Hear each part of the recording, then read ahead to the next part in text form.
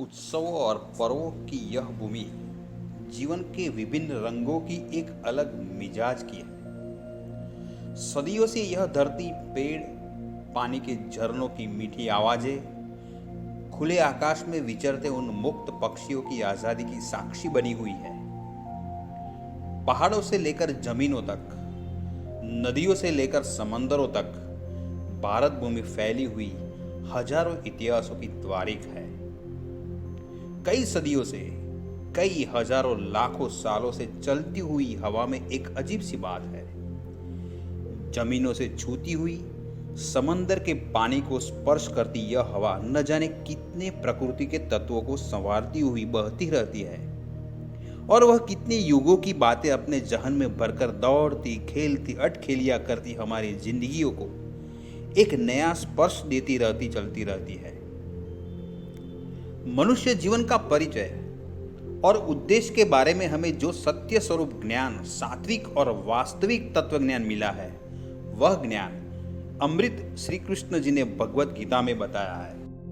यह ज्ञान अमृत के पथदर्शक स्वरूप भगवान जगन्नाथ जी के विषय में यह उत्सव का महत्व सविशेष है। भगवान जगन्नाथ जी की बहन सुभद्रा ने नगर देखने की इच्छा प्रकट की। तब भगवान ने अपनी बहन को रथ में बैठाकर पूरे नगर का भ्रमण करवाया। यह नगर भ्रमण को रथ यात्रा पर्व के नाम से मनाया जाता है। पूर्ण परात पर भगवान श्री जगन्नाथ जी की रथ यात्रा आषाढ़ शुक्ल द्वितीया को जगन्नाथपुरी में आरंभ होती है। इसमें भाग लेने के लिए और इसके दर्शन लाभ के लिए हजारों लाखों की संख्या में बाल, वृद्ध, युवा, नारी देश के दूर दूर प्रांतों से आते हैं।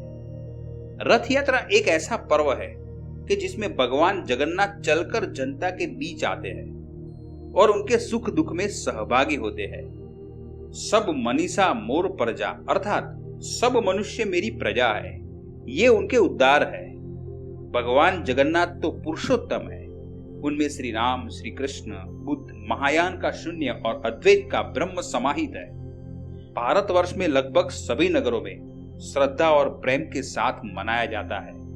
रथ यात्रा सांस्कृतिक एकता और सहम सौहार्द की एक महत्वपूर्ण कड़ी के रूप में देखी जाती है।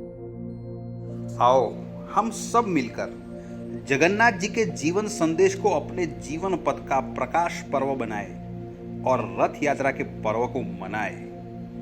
इस उत्सव प्रसंग पर HIR ग्रुप की ओर से सबको हृदयपूर्वक की शुभकामनाएं।